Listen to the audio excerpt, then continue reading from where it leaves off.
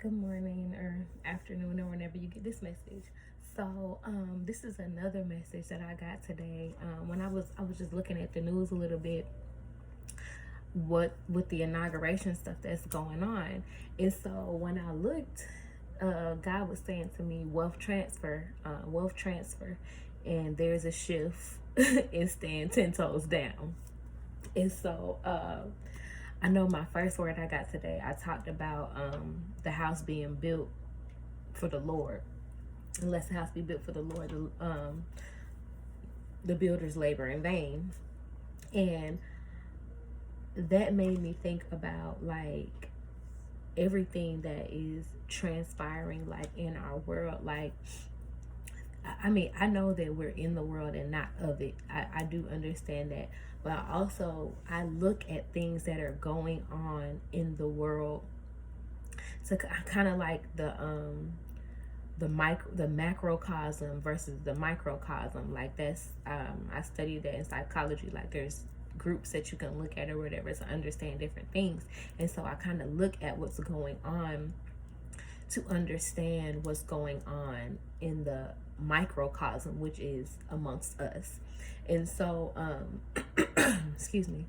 Every time I make a video, it's like I want to cough. I don't even be coughing. Like anyway, but I was listening to what they were talking about, and they were talking about HBCUs and how the HBCU band was going to walk in the vice president, and they were talking about Alpha Kappa Alpha and the symbolism behind the pearls and all of these different things on the news.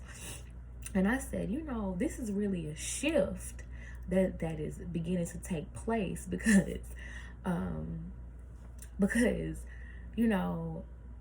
to come from an HBCU, like if you graduate from HBCU, I got both of my degrees are from an HBCU, so you understand the pride that people have in their HBCUs. You understand what that means. But for that to be displayed on the national news, like for the world to see, like HBCU attendance rates have been dropping a lot lately.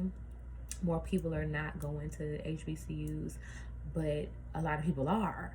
And I feel like it's just so interesting how they talked about HBCUs and the band and things that are related to Black culture, and this is being talked about on the world news. Like CNN is something that is shown everywhere, and I Father help me through this. Like I thought that was a very interesting concept, how they were displaying another culture. And then they talked about I say displaying the African American, the Black culture or whatever on a world platform.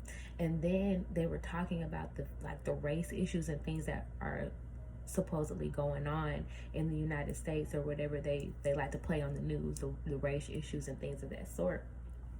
But when I think about how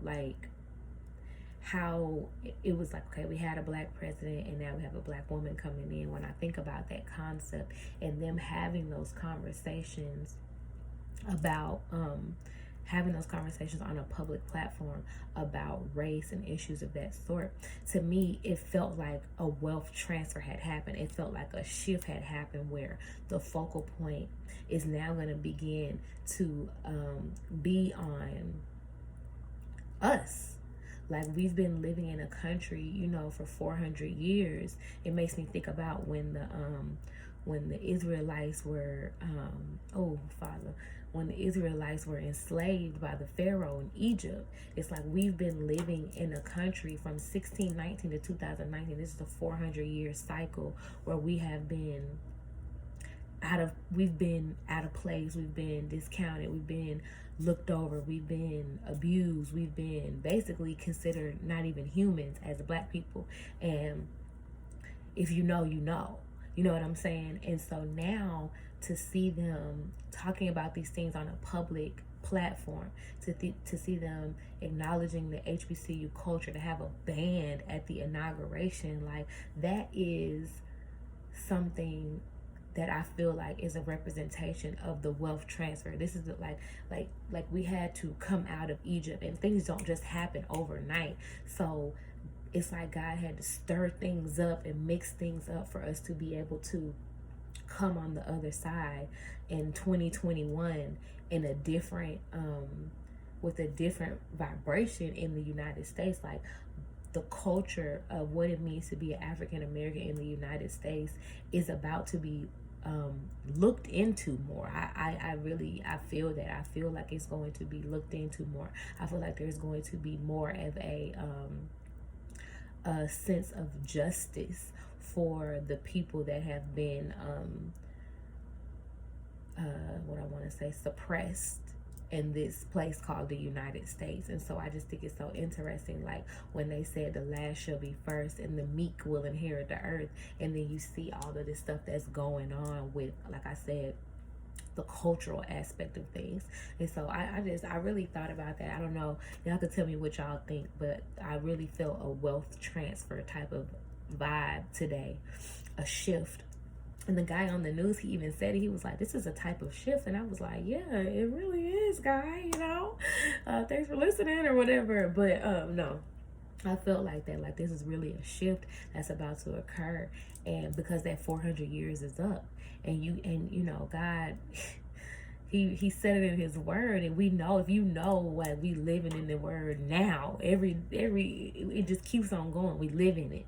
And so if you know that 400 years is up, like, we got to work hard on not going backwards as a collective. I really think, like, as an African American collective, we have to work hard on not going backwards and making sure that we are requiring more from our leadership, requiring more from ourselves, requiring more from our communities, just to advance, because there is a shift that is occurring. And so we have to just be ready for that and know that like, the African American culture is now going to be like on Front Street. So yeah, y'all let me know what y'all think in the comments. I just thought about that today. So yeah, y'all let me know. I love y'all for free. Peace, long live 30.